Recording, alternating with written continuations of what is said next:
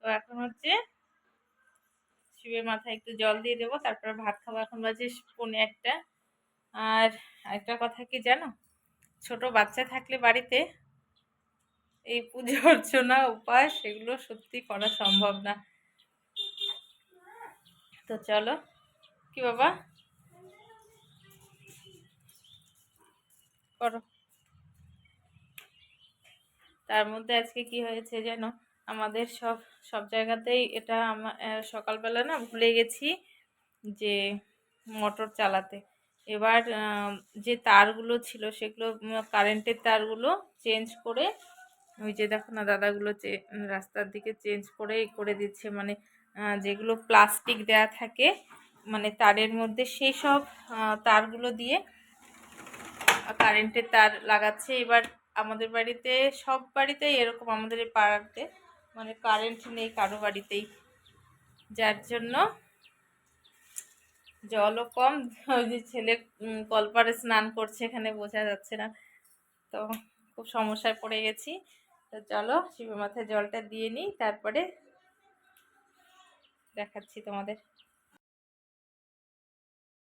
তারপরে এই যে দেখো আমাদের শিব বাবা, তো এখানে একটা আলাদাভাবে আসন করে, মা অন্যদিন তো এমনি ঠাকুরের আসনেই রাখা থাকে, তো আজকে একটা টুলের উপরে এখানে আমাদের ঠাকুর রাখা হয়। তো টুলের উপরে সুন্দর করে সব কিছু, মার পুজো দেওয়া হয়ে গেছে। তো আমাকে বললো তুমি স্নান টান করে নিয়ে তারপরে তুমি জল দিয়ে দিও, দুধ যেমনভাবে পুজো করার করে নিও। তো আমি দেখো করে নিচ্ছি। আর এই বাচ্চা কাচ্চার মানে নিয়ে আর হয়ই না যেন। ভেবেছিলাম শাড়ি টাড়ি পরবো, আমার খুব ভাল লাগে শাড়ি পরতে, কিন্তু দেখো এই কোনো রকমে করে নিচ্ছি। এরপরে মেয়ের খাবার টাবার বানাতে হবে, ঘুম থেকে উঠে পড়লে খাওয়াতে হবে, তো যত তাড়াতাড়ি করা যায়। আর আমি না না খেয়ে থাকলে কি হয় বলো তো, খুব মাথা ঘুরতে থাকে আর মাথা ব্যথা করে প্রচণ্ড, মানে সেই মাথা ব্যথা আমার ওষুধ খেলেও কমে না যতক্ষণ না আমি রাতে একদম নিরিবিলি ঘুমোবো। তো যাই হোক, তারপরে ছেলে গেল স্নান করতে। আর আজকে তো জানো বললি যে কি সমস্যা হচ্ছে, আহ, তো ছেলে কলপারে স্নান করছে।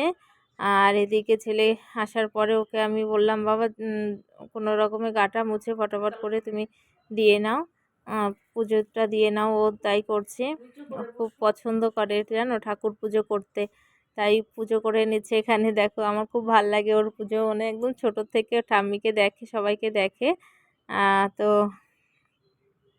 যা যা বলছি সব করছে সুন্দর করে। আর এদিকে মেয়ে চলে এলে তো এগুলো সব লন্ডভন্ড করে দেবে, তার জন্য খুব চটপট করে নিচ্ছি। আর বরমশাই এলে পরে ওর জন্য একটু দুধ আর জল রাখলাম। এই যে দেখো বস্তা পেতে বসে আছি। আর ছাদে এসছি একটা কারণে, সেটা হচ্ছে আজকে যে ভিডিওটি আপলোড হবে সেটা আমার এডিটিং হয়নি, ভয়েস দেওয়া হয়নি, সেটাই করলাম। আর এই যে দেখো এই ফুলটা অ্যাকচুয়ালি যে কি ফুল, সূর্যমুখী ওরকমই দেখতে, কিন্তু বলতে পারবো না এটা কি ফুল। খুব সুন্দর, খুব দারুণ সুন্দর দেখো। আর এই যে ফুলগুলো শুকিয়ে গেছে, আর এই যে লঙ্কার চারাগুলো দেখছো, দেখো লঙ্কা ধরেছে আমাদের গাছে, এই দেখো ছোট্ট ছোট্ট লঙ্কা হয়েছে, কি সুন্দর। দাঁড়াও ব্যাক ক্যামেরায় দেখাচ্ছি।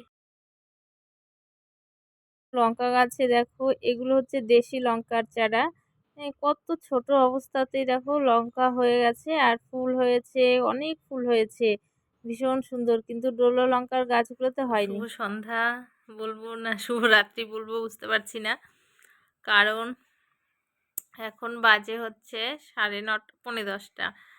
আর আমি এখন রান্না করলাম, সচরাচর রাতে রান্না হয় না সেরকম, ভাতটাই করা হয়।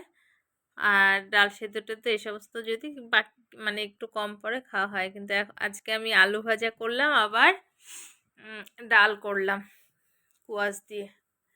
আর এই সপ্তাহ মানে শুধু রবিবার দিন মাছ মাংস টাংস সব খাওয়া হয়েছে, আর কোনো কিছু এই সারা সপ্তাহে শুধু নিরামিষই চলছে। এর জন্য নিরামিষ যদি রান্না করা হয় একটু বেশি আইটেমই লাগে। আর 6:30টার সময় তো খাওয়া দাওয়া করে নিয়েছি সবাই, একদম ছোট, ছোট আলু ছিল। ওই আলুগুলো কেটে ভাজা করেছি। আমার খুব ভালো কেমন যেন মাঝে মধ্যে করছে আরকি। আপ ডাউন করছে লাইটটা। তো চলো আজকের মতো এ পর্যন্তই। দেখা হবে নতুন একটি ব্লগে। তোমরা ভালো থেকো, সুস্থ থেকো। সকলের সুস্থতা কামনা করে আজকের মতো টাটা, গুড নাইট।